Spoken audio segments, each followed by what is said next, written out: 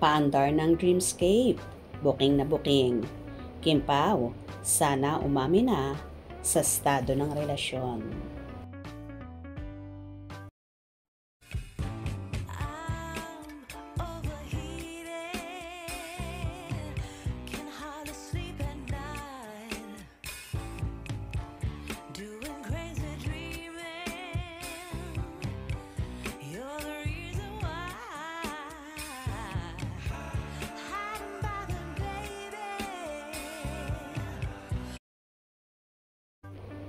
Sa June 18 na ang media announcement ng bagong teleserye ni Paolo Avellino at Kim Chiu.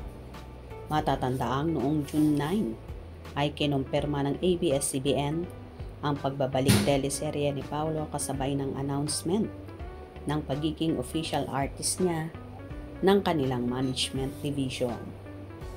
Nitong Huwebes, June 12, ay maraming Kim Pao fans ang natuwa at na-excite sa clip na inilabas ng Dreamscape Entertainment sa social media. Steady na, nakatutok sa kesame at mga ilaw pero maririnig ang boses ni Kim at Paolo na nag-uusap.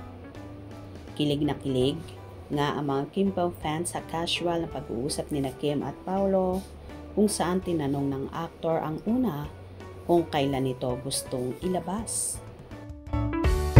Kimi? Diyan ka? Bakit?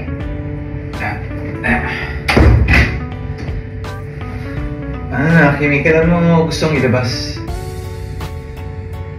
Ha? Baka na bahala? Sandali lang. Hindi kasi, ano na ba ngayon?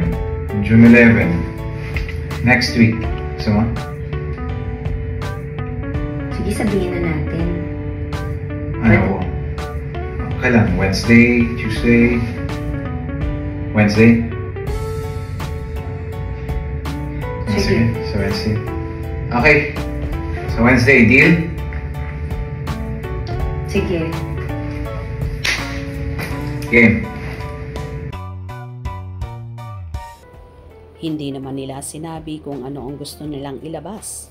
Pero sumang-ayon ang actress kay Paolo na ilabas na nila ito next week. Nagbigay naman si Paolo ng posibleng araw at napili nga nilang dalawa ang Miyerkules na tumatapat nga sa June 18. May ilang fans at natagalan dahil need pa nilang maghintay ng 1 week. Pero may ilang fans din na nag-wish na hindi lang project ang ilalabas nila kundi pati na rin daw ang relasyon nilang dalawa. Grabe paandar ng Dreamscape. Ha? Teleserye ba ito? Sana relasyon nyo na ang ilabas nyo. Char. Kinikilig ako sa sweet and romantic voice ni Daddy Pao. We miss you, Kim Pao. Komento ng isang fan sa X. May isa namang Kim Pao ang nag-reply sa nasabing komento. Di na kailangang ilabas. Obvious naman. Ha ha ha ha. Ang bonggels nga ng Kim Pao dahil super dami na nag-aabang sa next project nilang dalawa.